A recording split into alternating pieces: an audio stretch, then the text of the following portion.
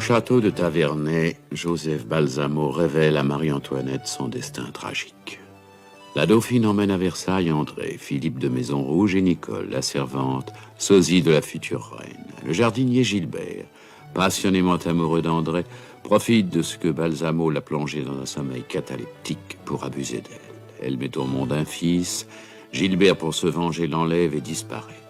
Marie-Antoinette et André sont sauvés par le comte de Charny, dont elles sont aussitôt éprises. La reine, seule, est payée de retour. La passion de Charny le jette aux genoux de la reine, mais surprise par Louis XVI, la reine, pour sauver Charny, affirme qu'il veut épouser André de Taverney. 1789, Gilbert sort de la Bastille et devient conseiller du roi. À Versailles, il revoit André. Paris est en révolte. Gilbert conseille au roi d'aller à Paris. Le fermier Billot lui fait porter la cocarde tricolore. De retour à Versailles, le roi reçoit la délégation de femmes venues lui demander du pain. Il refuse de fuir, contre l'avis de la reine. Au village d'Aramon, Ange Pitou, amoureux malheureux de Catherine, fille du fermier Billot, surprend celle-ci dans les bras d'Isidore, jeune frère du comte de Charny. La situation se dégrade, le peuple de Paris réclame les souverains, la reine refuse, le roi accepte. Charny se rapproche de sa femme.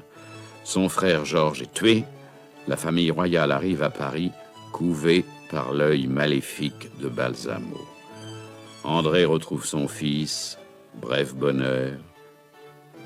Sébastien, surpris par Charny qui vient chercher un peu de paix auprès de sa femme, s'enfuit.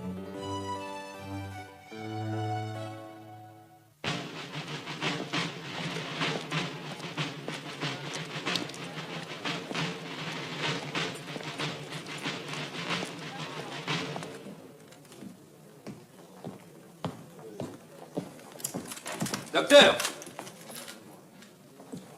Ah, monsieur le baron. Je suis heureux de vous rencontrer et je connais quelqu'un qui le sera encore plus que moi. De qui voulez-vous parler? Une personne que j'ai rencontrée sur la route et avec qui je suis venu aux Tuileries. Pitou. Non. Votre fils, Sébastien. Monsieur, qu'est donc devenu le jeune homme que j'avais laissé ici? Un jeune homme. Un enfant d'une quinzaine d'années? Oui. Oui, je l'ai vu il y a une bonne heure. Il a suivi madame la comtesse de Charny qui partait dans le corridor. Il criait « Madame, madame ».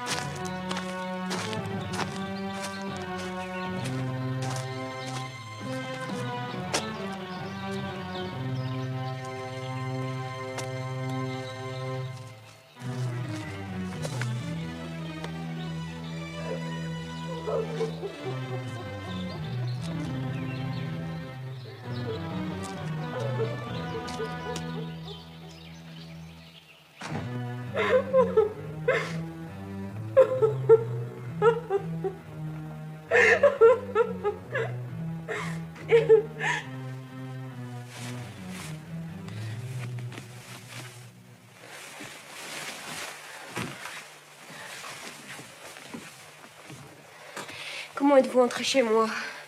Comme autrefois. Rassurez-vous donc, personne ne peut soupçonner ma présence. Que voulez-vous? Que vous me rendiez un trésor. De peu de valeur pour vous, mais sans prix pour moi. Mon fils. Ce n'est pas ici que vous le trouverez. Ne mentez pas. Je sais que vous l'avez rencontré aux Tuileries. Et vous l'avez emmené avec vous. Je viens le reprendre et je vous avertis que je ne repartirai pas sans lui. Il le faudra pourtant. Il s'est enfui. Allons donc. Je vous ai dit qu'il s'est enfui. Vous l'avez si bien habitué à détester sa mère. Sa mère? Je ne me souvenais pas que vous prétendiez l'être. Eh bien, regardez-moi.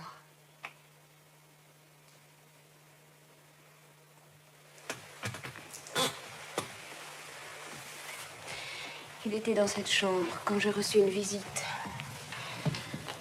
Lorsque je suis revenue ici, j'ai trouvé la chambre vide et la fenêtre ouverte. Mon Dieu. Où soit-il donc allé? Il ne connaît pas Paris.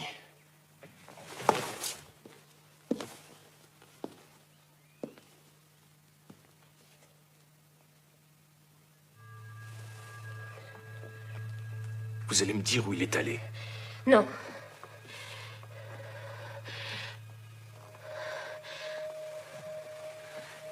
Non. Je vous jure que vous n'avez plus rien à craindre de moi. C'est la vie de notre fils qu'il faut sauver. L'aimez-vous? Oui. De toute la force de mon cœur. Me permettez-vous de le revoir? Plus que vous l'aimez. Merci.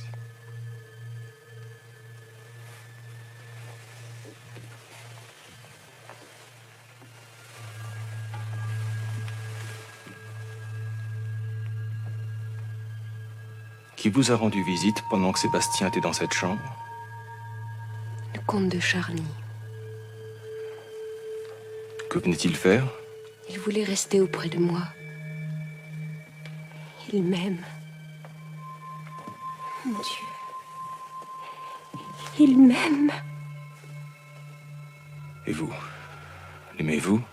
Oui. Quant à vous, je vous hais.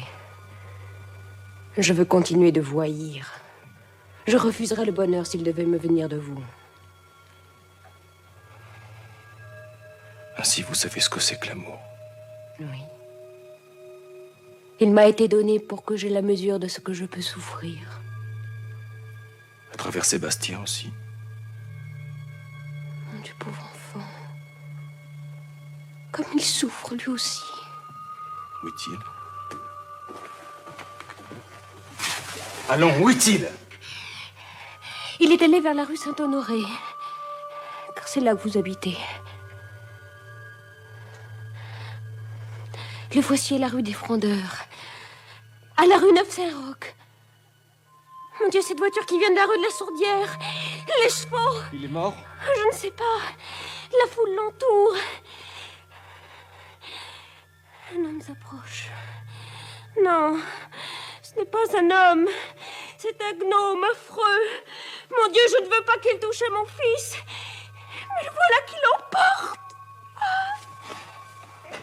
Où? Entrez, où? À gauche. Dans la basse Saint-Hyacinthe.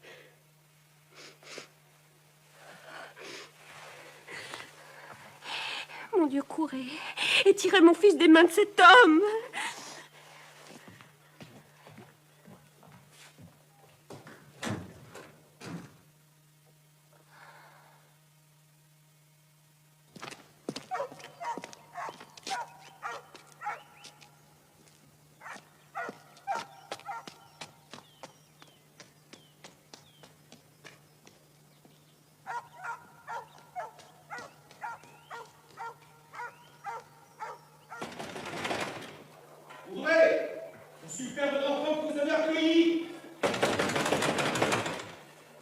Ouvre, Albertine, c'est le docteur Gilbert.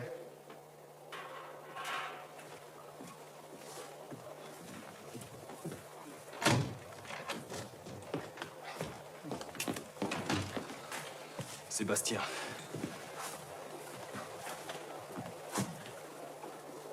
Regarde, Albertine, et remercie avec moi le hasard qui m'a permis de rendre ce service à l'un de mes frères. Monsieur, recevez tous les remerciements d'un père à qui vous avez conservé son fils. Monsieur, je suis homme. Et comme dit Terence, rien de ce que tu mènes m'est étranger. De plus, j'ai le cœur tendre. Je suis incapable de voir souffrir même un insecte. Enfin, nous sommes confrères. Vous ne me connaissez pas, moi je vous connais bien. Vous êtes l'ami de Washington et de Lafayette, l'honnête utopiste, auteur de magnifiques mémoires sur la monarchie constitutionnelle, dont Sa Majesté Louis XVI vous a récompensé en vous mettant en prison. Vous vouliez le sauver en lui ouvrant les portes de l'avenir. Il vous a remercié en vous ouvrant celles de la Bastille. Si vous me connaissez si bien, monsieur, faites-moi l'honneur de me dire qui vous êtes. Je vous ai soigné dans mon infirmerie de la place Louis XV.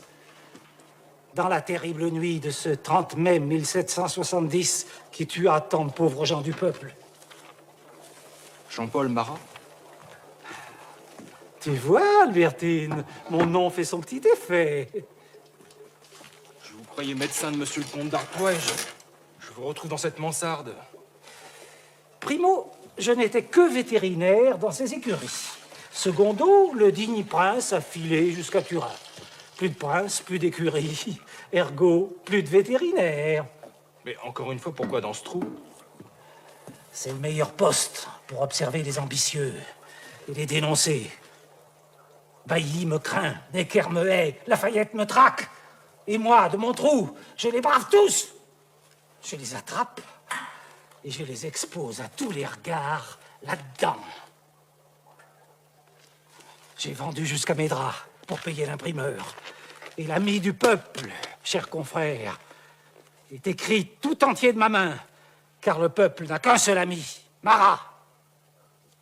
On ne fait pas un journal tout seul. Pourquoi non? Je mange peu, je ne bois pas et je ne dors jamais.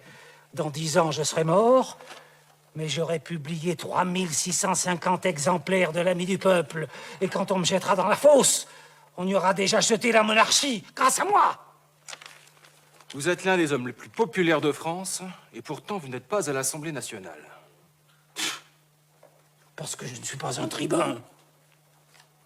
Je suis un journaliste, un oracle, un prophète, un devin pour mes abonnés.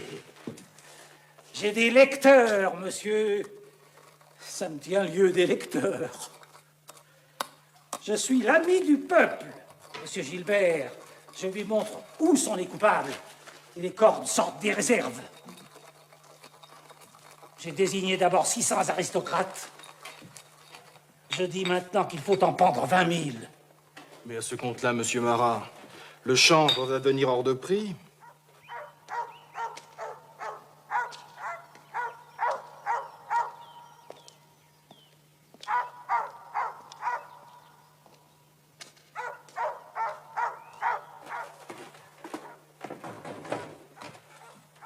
Albertine.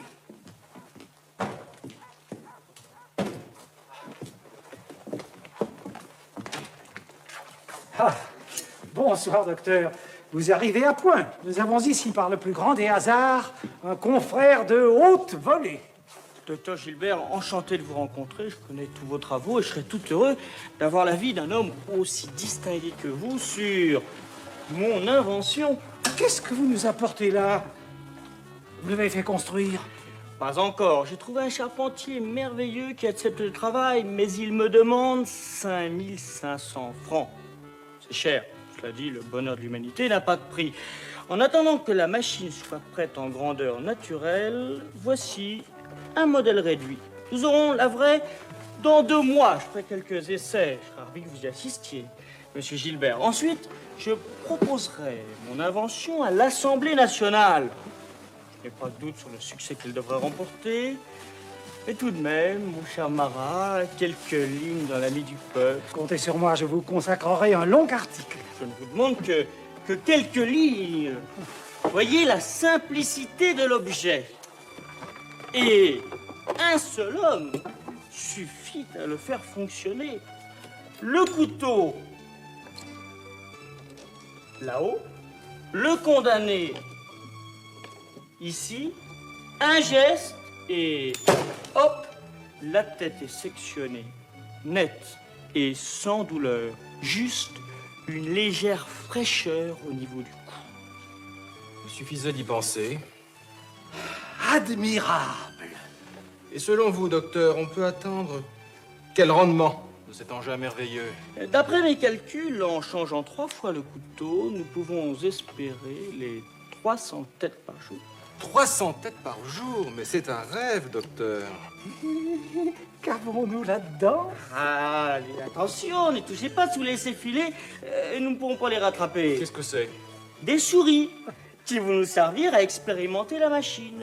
La souris n'est pas tout à fait bâtie sur le modèle de l'homme. Il nous faudrait de petits singes. Mais faute de griffes et...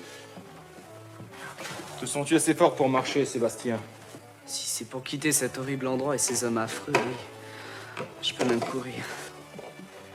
Que faites-vous, docteur? Vous nous quittez? À mon grand regret, monsieur Marat, je vous assure, mais l'enfant a besoin d'un lit frais et de soins. Vous allez manquer une expérience du plus grand intérêt scientifique et qui fera date dans l'histoire de l'humanité. Mais si j'ai bien compris, il y en aura d'autres. La première, dans 2 mois. J'ai votre promesse d'y assister. Ma parole. Je n'ai pas besoin de vous recommander le secret sur le lieu de ma retraite. Si votre ami Lafayette le découvrait, il me ferait fusiller comme un chien ou pendre comme un voleur. Fusiller, pendre, toutes ces morts cannibales sont désormais périmées. Voici le temps de la mort douce, facile, instantanée. Les vrais philosophes la préféreront bientôt à la mort naturelle. Bonsoir, monsieur Gilbert. Bonsoir, monsieur Guillotin. Tenez, mon cher Marat, aidez-moi à en attraper une en empêchant les autres de se sauver. Ah, il ferait beau voir. Je vous le dis, docteur, si on me laisse les mains libres, rien n'échappera à la justice du peuple. Pas même une souris.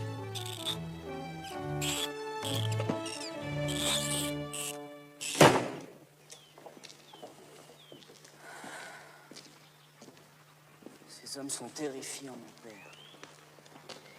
Croyez-vous que l'Assemblée nationale acceptera leur horrible machine? J'en ai bien peur, Sébastien. Et j'ai peur aussi que dans cette ville se cachent des centaines d'autres philanthropes comme ceux-là, occupés à construire des machines encore plus merveilleuses, qui ne laissent même pas une légère fraîcheur sur le cou.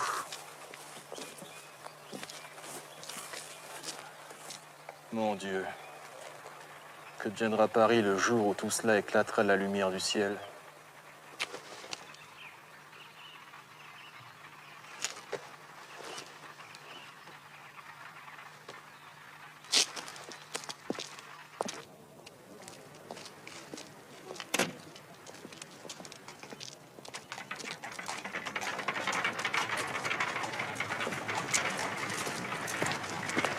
Sébastien, vous l'avez retrouvé? Enfin une bonne nouvelle, mon garçon. Le Pitou. Il va nous rejoindre tout de suite. Mais qu'est-ce qui se passe, Pierre Billot? Faut que je vous parle, docteur. Entrez.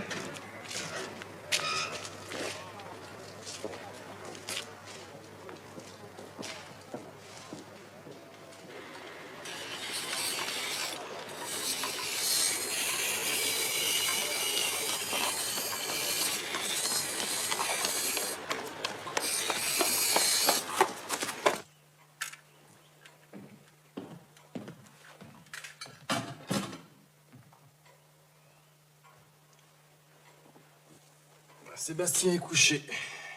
Une seconde et je suis à vous.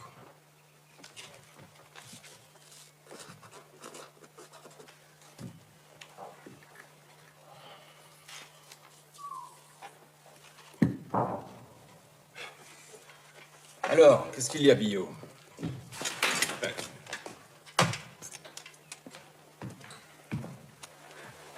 Qu'est-ce que c'est que cette tenue, Pitou? Bien, le ministre de la Guerre et le général Lafayette m'ont nommé capitaine de la garde nationale d'Aramon. Mes félicitations, Pitou. Bravo, Pitou. Alors, qu'est-ce qu'il y a, Billot? Il y a que vous avez bien fait de me retenir près de vous tant que je pouvais être utile à la nation. Mais pendant que je suis à Paris, tout va mal à la ferme. Année terrible, Père Billot. La récolte a été mauvaise.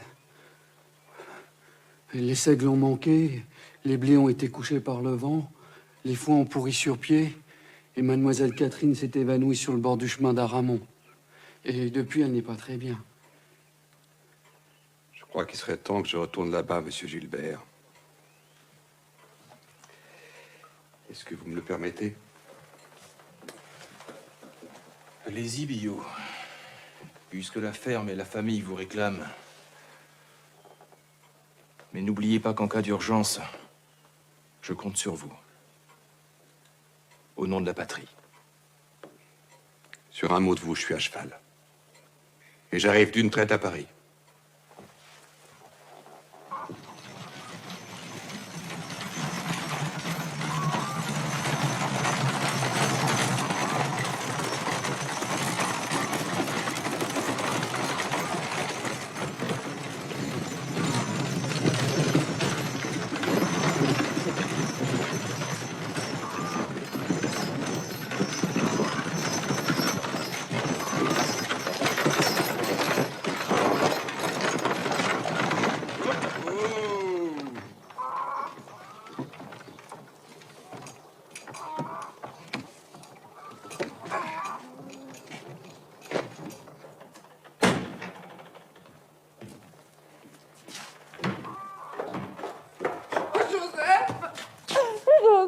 Qu'est-ce qui se passe donc ici, ma femme? Allons. Qu'est-ce qui se passe? Il se passe que votre fille a ce que nous appelons une méningite aiguë.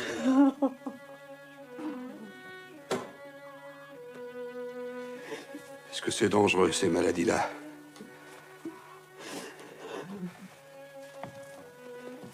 Je veux dire, docteur, est-ce qu'on en meurt?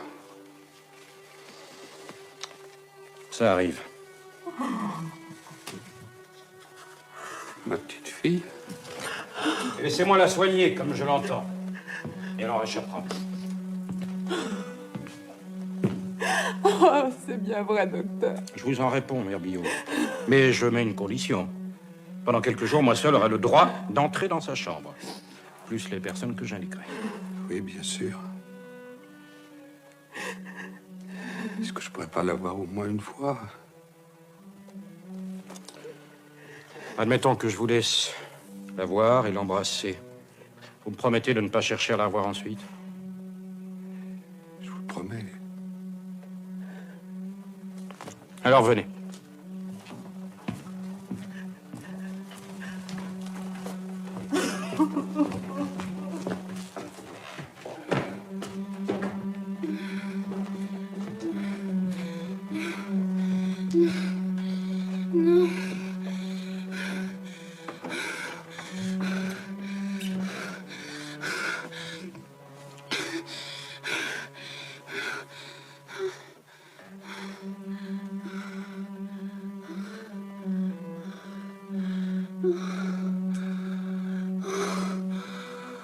Monsieur le baron.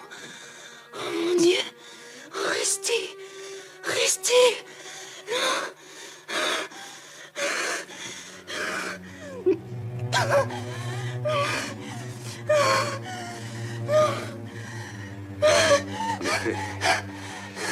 Je vois qu'il était temps que je revienne.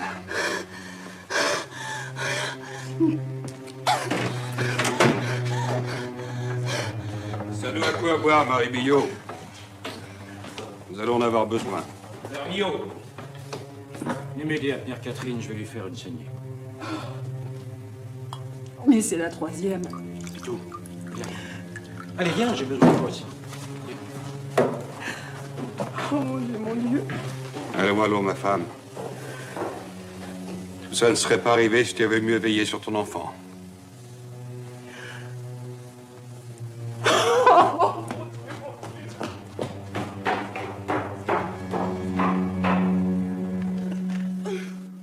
Oh, mademoiselle Catherine. Oh, pauvre mademoiselle Catherine.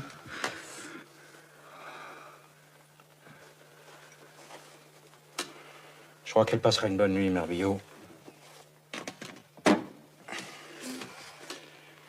Vous-même, n'hésitez pas à dormir 2 ou 3 heures. Et si je dors, docteur, qui va s'occuper de ma petite? Eh bien, Pitou. Allez, venez.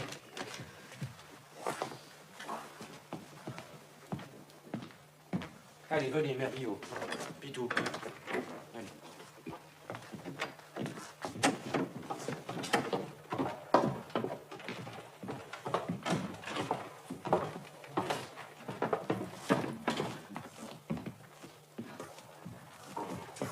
Du courage, Mère Billot. Ça va aller aussi bien que possible. Oh, c'est bien vrai ce que vous dites là, docteur. La nuit sera bonne. Et si Catherine vous êtes encore quelques cris, ne vous en faites pas. Mais pendant votre absence, qui va s'occuper de ma petite? Eh ben, Pitou. Pitou? J'ai reconnu en lui des dispositions admirables pour la médecine. Je l'emmène à Villers-Cotterêts. Il vous rapportera une potion de chez le pharmacien. Si besoin était, avec ses grandes jambes, il reviendra me chercher en 10 minutes. Oh, en 5 s'il le faut. Père Billot. Ici, docteur. On fera comme vous dites.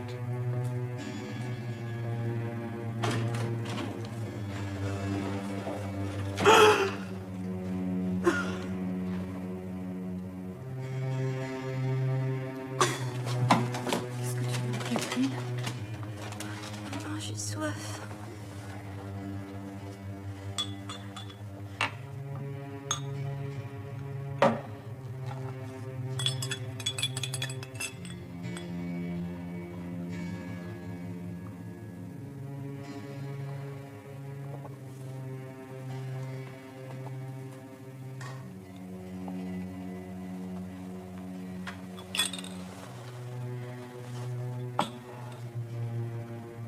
Tout va bien.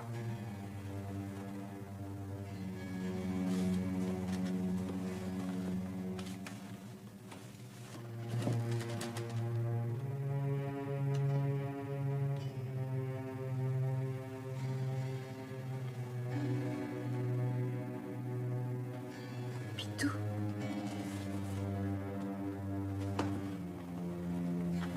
Oh, je savais que vous l'aimiez. Mais je ne pensais pas que vous l'aimiez à ce point-là. Monsieur Pitou. Je suis bien malheureuse. Allez. Ça ne me fait guère plaisir de vous parler de lui. Mais si ça peut soulager votre souffrance, je peux vous donner de ses nouvelles. Vous?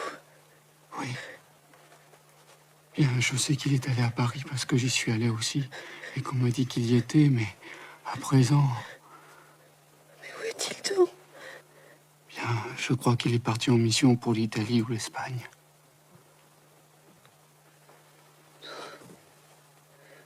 Oh, mais si vous voulez, je peux aller à Paris. C'est l'affaire de 24 heures en courant vite, peut-être au moins.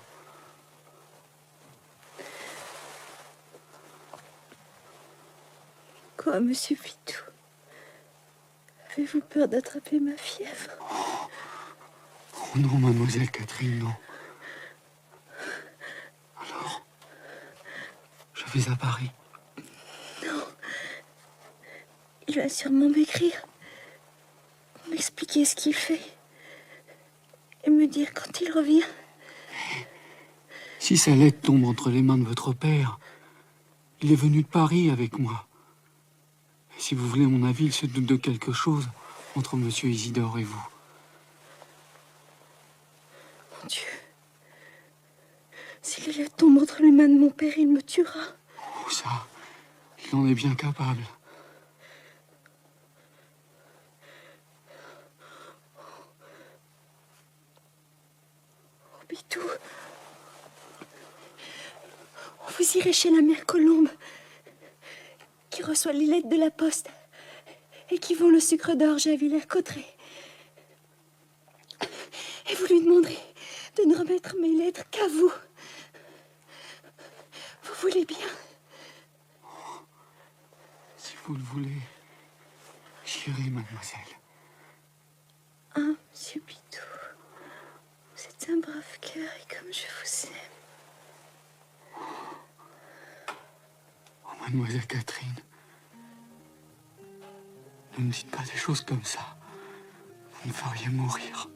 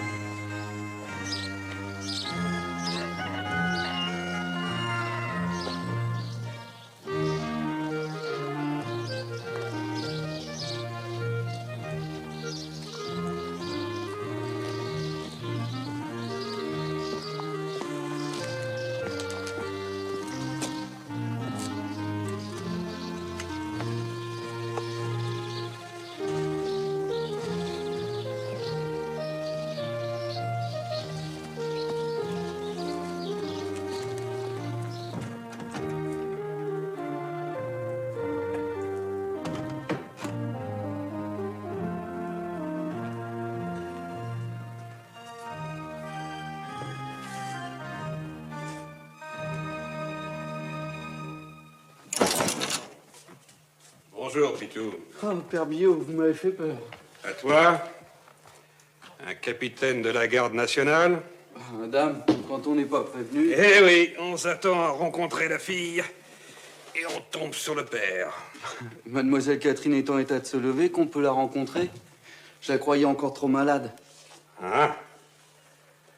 C'est donc à moi que t'as quelque chose à dire? Bien, oui, le docteur Rénal passera demain dans la journée. C'est bien.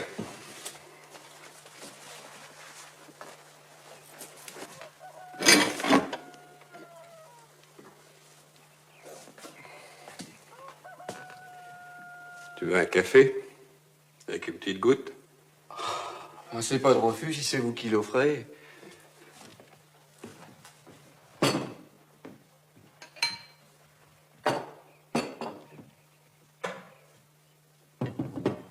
Bah, assieds-toi.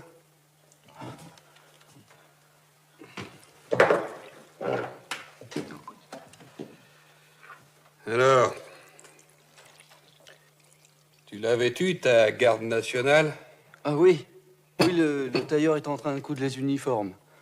Samedi prochain, on aura 31 habits, et puis les culottes de soldats, 2 de sergents, 2 de lieutenants. Voilà, quoi.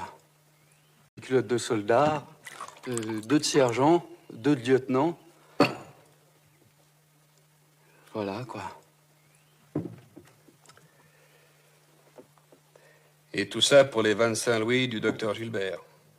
Madame, le général Lafayette a fait habiller 3 millions d'hommes à 25 francs la tête.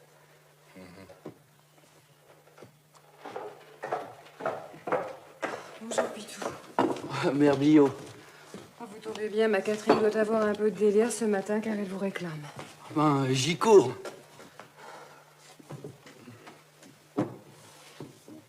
Si toutefois le père Biot me le permet. Vas-y donc.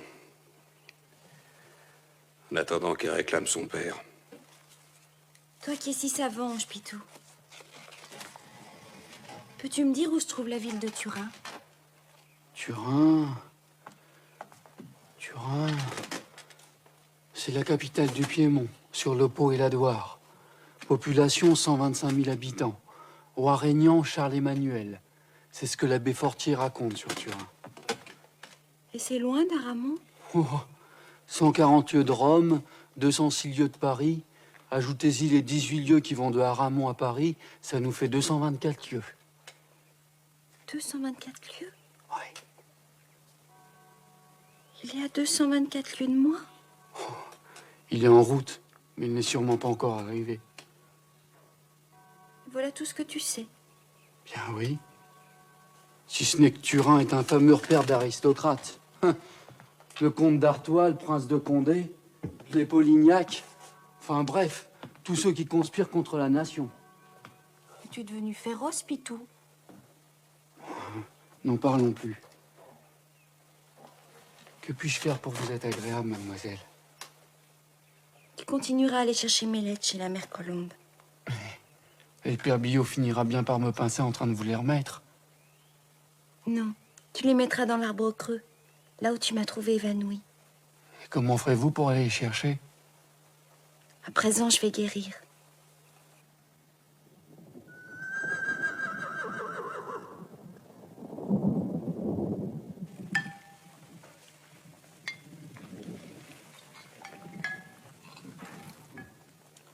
Monsieur de Lafayette envoie Monsieur le duc d'Orléans en province.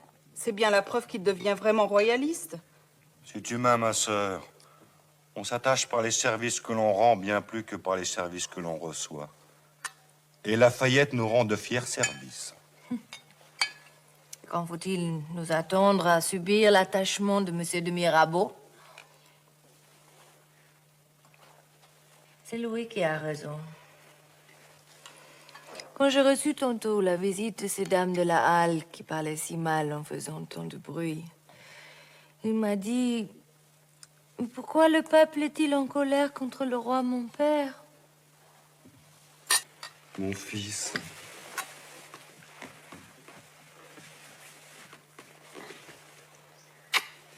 Le peuple était malheureux. Alors j'ai voulu le rendre plus heureux. Mais j'ai dû trouver de l'argent pour payer les dépenses de la guerre. J'ai fait comme font tous les rois, j'ai demandé de l'argent à mon peuple.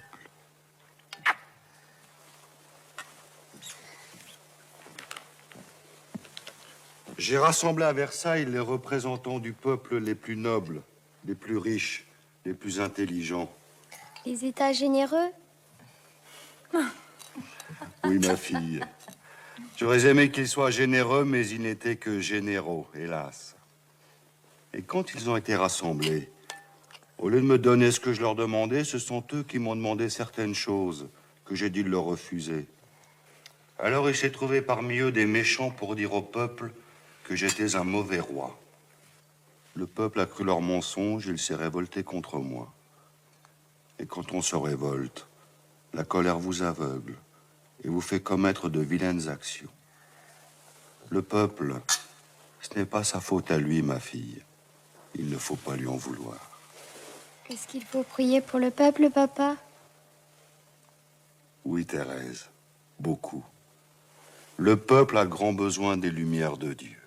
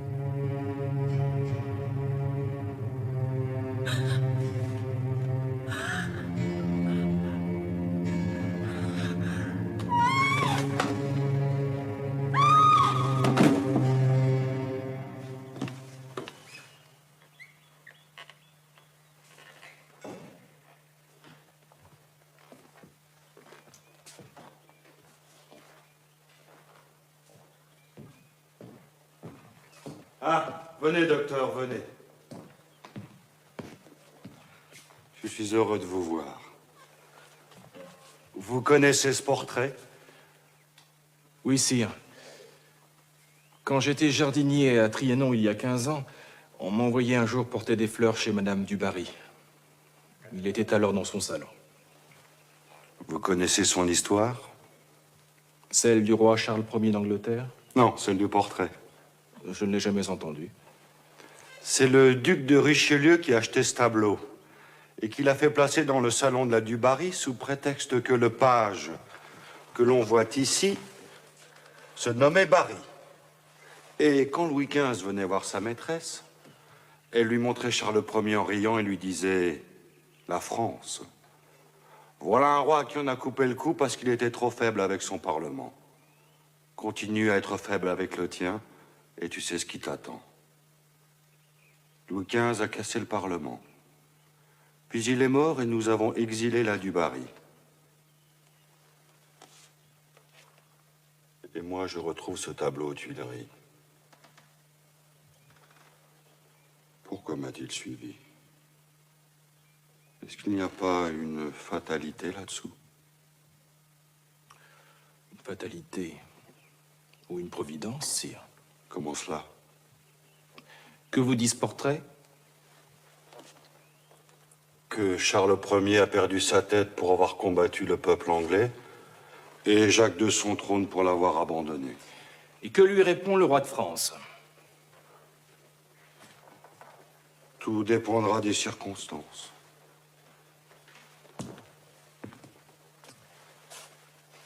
Sire, le peuple français a peur que son roi ne lui fasse la guerre. Il se trompe! Il me faudrait l'appui de l'Europe. Et je la connais trop bien pour m'y fier. Oh, les propositions pleuvent. Tout le monde va envahir la France. La Prusse, l'Autriche, l'Espagne, la Russie. Je sais aussi que ces braves gens veulent me déposer pour nommer un régent à ma place qui ferait bien mieux leur affaire. Mon frère bien-aimé de Provence, par exemple. Non. Non, mais qu'ils gardent leurs troupes. Et moi, ce qu'il me reste de trône. Et mon peuple tel qu'il est. Le peuple a peur aussi que le roi ne prenne la fuite. Il en a été question déjà. Mais j'ai juré à la reine de ne pas partir sans elle et nos enfants. Et tous ensemble, on nous arrêtera 10 fois avant la frontière. Non, je ne fuirai pas. D'ailleurs, les plus grands dangers sont passés. N'est-ce pas? Non, sire. Le 14 juillet et le 6 octobre ne sont que les 2 premiers actes. Il faut maintenant que la France joue les autres, à la face des nations. Vous êtes mieux informé que ma police et ma contre-police. Sire, je suis l'intermédiaire naturel entre ce qui touche au ciel et ce qui couve dans les entrailles de la terre. Je sais qu'il y a 2 moyens de sauver à la fois le roi et la France. Dites-les, et vous aurez bien mérité de nous deux. Primo, le roi doit conduire fermement cet étalon sauvage, la Révolution. Secondo, il doit lui mettre un mort assez solide pour dompter sa sauvagerie. Ce mort, c'est la popularité. Celui qui le forgera, c'est Mirabeau. Mirabeau est au duc d'Orléans. Lafayette a exilé le duc. Mirabeau n'est plus à personne. Mais on ne peut pas se fier à un homme qui est à vendre et qui demandera bien 1 million. Pour vous sauver, les Polignac vous en ont coûté 3 pour vous perdre. Monsieur Gilbert! Le roi me retire la parole. Mirabeau. Un gentil trop débauché. Un gouffre d'argent, un bourreau de réputation. Il faut prendre les hommes tels que la nature les a faits. Et puis, il suffit d'être un homme de génie pour qu'on vous calomnie en tout. Et quel intérêt aurait-on de calomnier Mirabeau?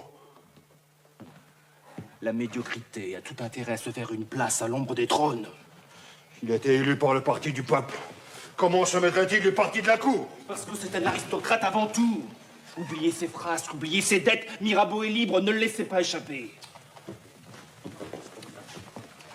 Lui seul est capable de faire un seul parti avec celui du peuple et celui de la cour. Mais si vous le dédaignez, il se tournera contre vous et alors tout sera perdu. Je causerai de tout cela avec la reine. Peut-être acceptera-t-elle de parler à cet individu. Pour moi, j'aime pouvoir serrer la main des gens à qui je parle. Et fût-ce au prix de ma vie, jamais je ne serrai la main de ce monsieur de Mirabeau. Ça pourrait me couper l'appétit.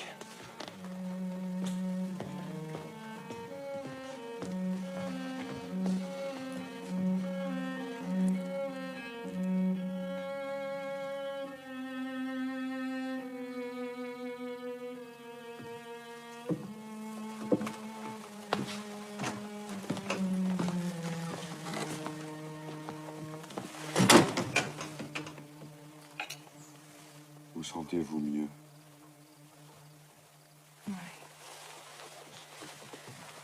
Il faut seulement que je m'accoutume à notre nouvelle existence. Nous en connaîtrons de meilleurs, j'espère, quand tout ce vacarme sera retombé.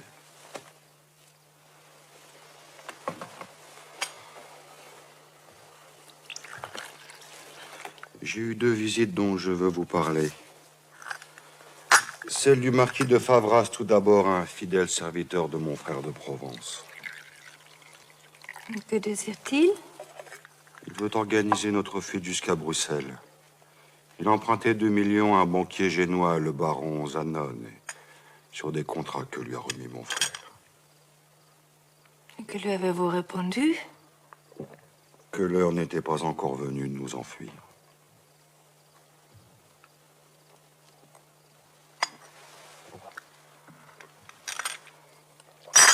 Et la seconde? Le docteur Gilbert. Il estime lui aussi que ce n'est pas le moment pour nous de quitter la France.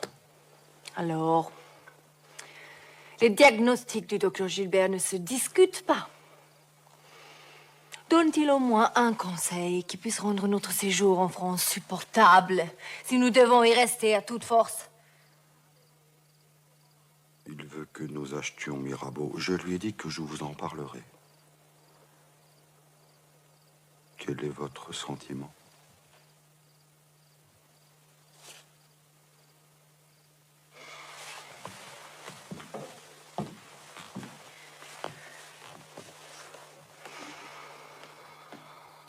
Il faut y réfléchir.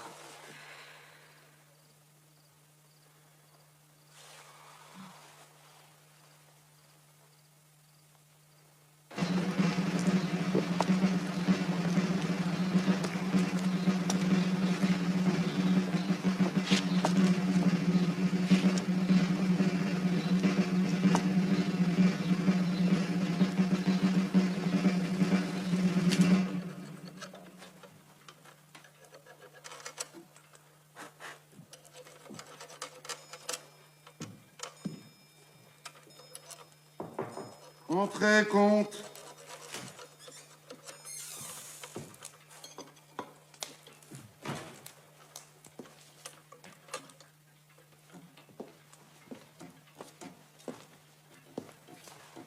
Voilà une serrure qui me donne bien de l'ouvrage. Mais j'aurai le dernier mot.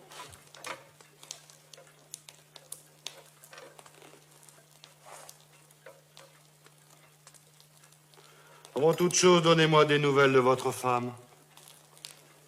Ah, mais elle se porte très bien, sire. Autant que je sache. Comment autant que je sache? Un mari parle-t-il de sa femme autant qu'il sache?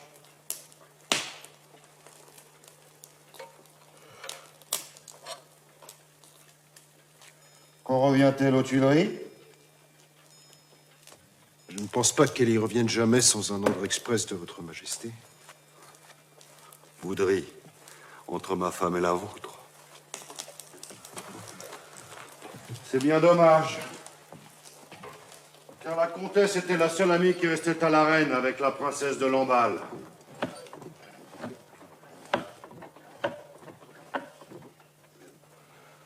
Vous savez que je suis un père et un mari avant tout. Et je m'inquiète autant des affaires de ma maison que de celles de la France.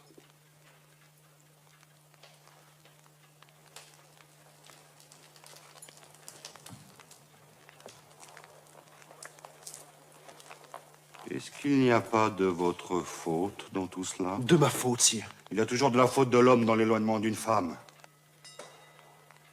Avouez que vous avez été bien ingrat avec la comtesse, qui vous aime tant. Vous voulez faire l'innocent, ça vous va mal. Mais votre majesté voudra-t-elle bien m'expliquer comment elle s'est aperçue que la comtesse m'aimait tant? Vous n'avez donc pas regardé pendant cette terrible nuit d'octobre à Versailles? Elle se mourait d'angoisse pour vous. Êtes-vous une bûche vraiment pour ne l'avoir pas vue?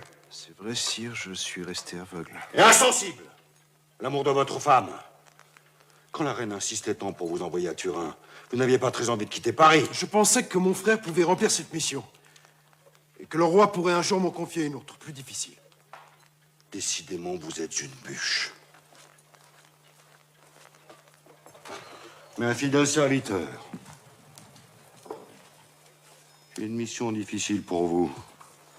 C'est pourquoi j'aurais aimé voir la comtesse auprès de son amie la reine, puisque je vais lui enlever son mari. Venez avec moi.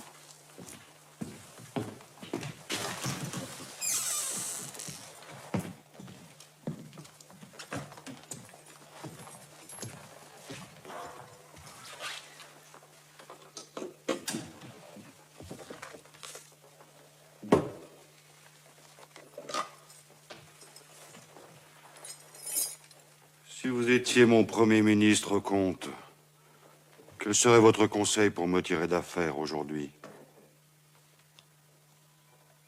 Bien sûr, je vais vous parler selon mon cœur. Et selon ma raison. Le peuple vous aime, mais il souffre. Il a froid, il a faim. Alors il marche, il pousse, il renverse et il noie. Je ne veux pas être renversé ni noyé. Mais quel est le vrai peuple, celui qui massacre ou celui qui acclame? Et le second, sire. Et celui-là vous défendra contre l'autre. Vous me parlez comme le docteur Gilbert.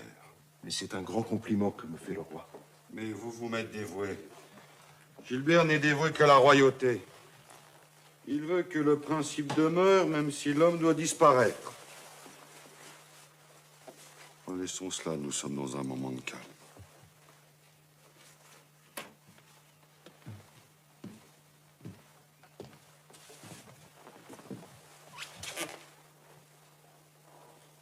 À qui dois-je me confier pour conjurer d'autres orages? Tendez la main droite à Lafayette et la gauche à Mirabeau. Gilbert? Encore?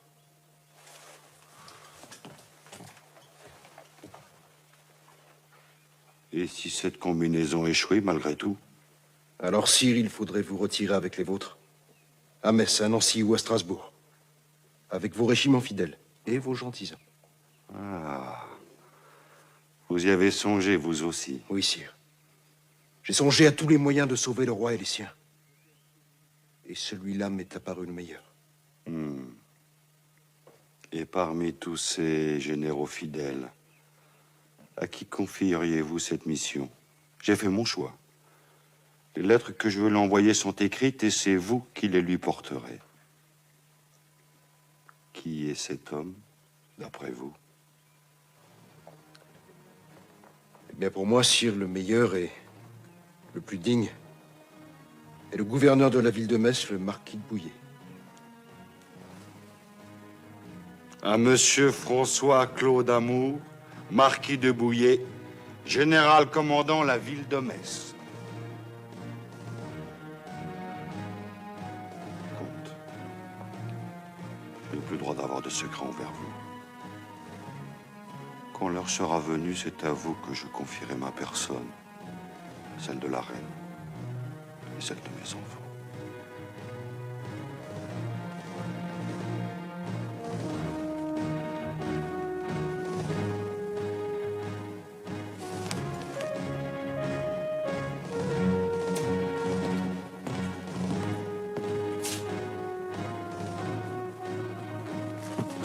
Monsieur le comte. La reine fait dire à monsieur le comte qu'elle désire lui parler. C'est bien, Weber. Je vous suis.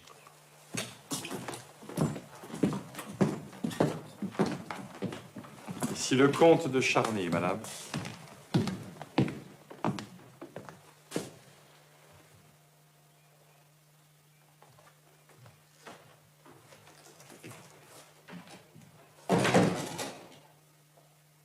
Approchez.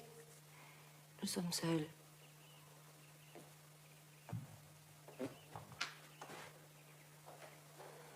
Quand Weber vous a annoncé, j'ai cru que c'était un ami qui venait parler à une amie.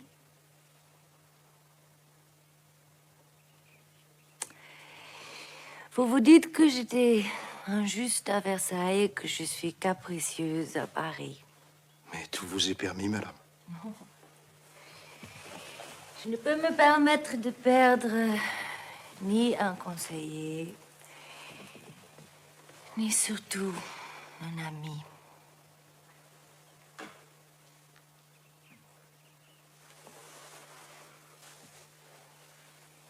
J'avoue avoir été injuste avec vous. Cruel. À mon service, vous avez perdu un frère que vous aimiez. Sur le moment, je pensais plus à vous qu'à lui. Mais ensuite, je l'ai pleuré. Croyez-le. Je vous en suis reconnaissant.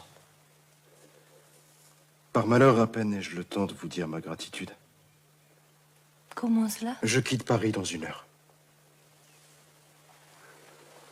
Vous fuyez, vous aussi? Non, madame.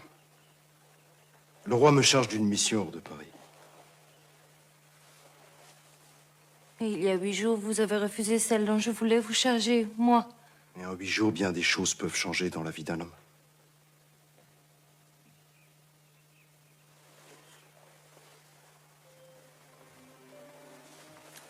Et vous partez seul? Seul. Et où le roi vous envoie-t-il? Le roi vous le dira. Moi, je lui ai juré le secret. Ainsi, vous vous éloignez de moi et je ne saurai ni où vous êtes, ni les dangers que vous courez. Mais partout où j'irai, il y aura un cœur dévoué et fidèle à vous. Et au roi.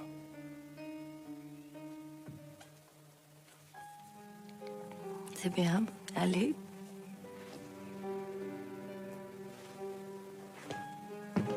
Charlie, venez ici.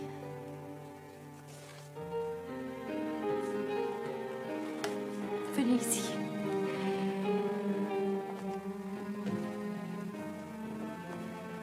Plus près. Regardez-moi en face. Vous ne m'aimez plus, n'est-ce pas? Madame, je serai le dernier des misérables à cette heure si je ne vous répétais que ma vie est entre vos mains. Et que je ne souhaite pas de sort meilleur que de mourir pour le roi et pour vous.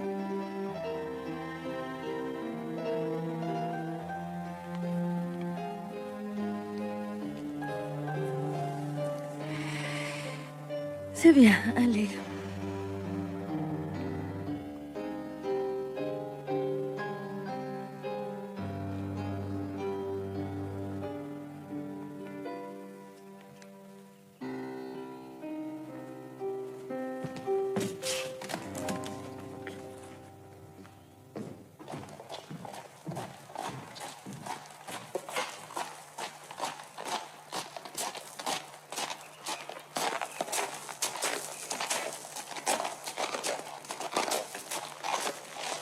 Monsieur le comte.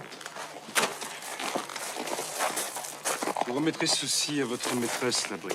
Mais monsieur le comte ne veut pas la lui remettre lui-même. Madame est à la maison. Non, Labri, je pars pour un long voyage.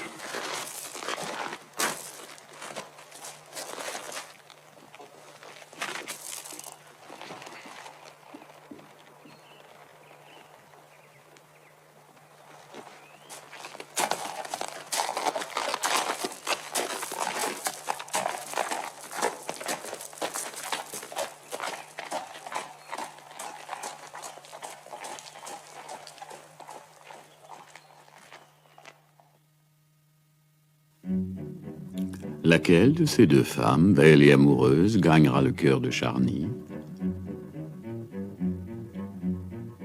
La reine jouera-t-elle jusqu'au bout la carte de Mirabeau? Ce jeune serrurier est-il ce qu'il a l'air d'être? A-t-il l'air de ce qu'il n'est pas? Vous le saurez peut-être dans le prochain épisode de La Comtesse de Charny.